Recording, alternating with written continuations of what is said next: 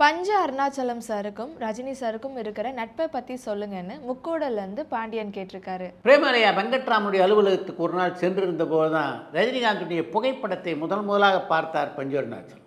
அதை பார்த்த உடனே ரஜினிகாந்துடைய கண்களிலே ஏதோ ஒன்று ஒளிந்து கொண்டிருப்பது பஞ்ச அருணாச்சலத்துக்கு புலப்பட்டது. இந்த நடிகரை நம்முடைய படங்களில் பயன்படுத்திக் கொள்ள வேண்டும் என்ற முடிவை அன்றைக்கே எடுத்தார் பஞ்ச அருணாச்சலம். அதன் காரணமாகத்தான் தொடர்ந்து தன்னுடைய பல படங்களில் ரஜினிகாந்தை கதாநாயகனாக நடிக்க வைத்தார். ஒரு நல்ல நடிகனாக ரஜினிகாந்தை உருவாக்கியதில் கே பாலச்சந்தருக்கு மிகப்பெரிய பங்குண்டு.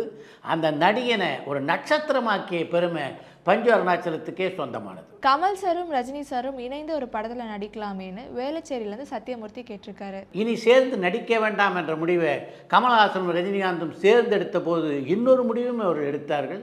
அந்த முடிவு என்னன்னா, அவள் ரெண்டு பேரும் சேர்ந்து நடிக்கிறதா இருந்தால் ஒன்று அந்த படத்தை ரஜினி தயாரிக்கணும் அல்லது கமல்ஹாசன் தயாரிக்க வேண்டும் என்பதுதான். ரஜினிகாந்தை பொறுத்த வரைக்கும் இப்போ திரைப்படங்களை தயாரிக்கிறது இல்லை. கமல்ஹாசன் தொடர்ந்து படங்களை தயாரித்து கொண்டிருந்தாலும் ஏற்கனவே பல படங்களில் நடிக்க ஒரு ஒப்பந்தம் இருக்கார். அதனால் இப்போதைக்கு அவர் ரெண்டு பேரும் சேர்ந்து நடிப்பதற்கான வாய்ப்பு மிக குறைவு.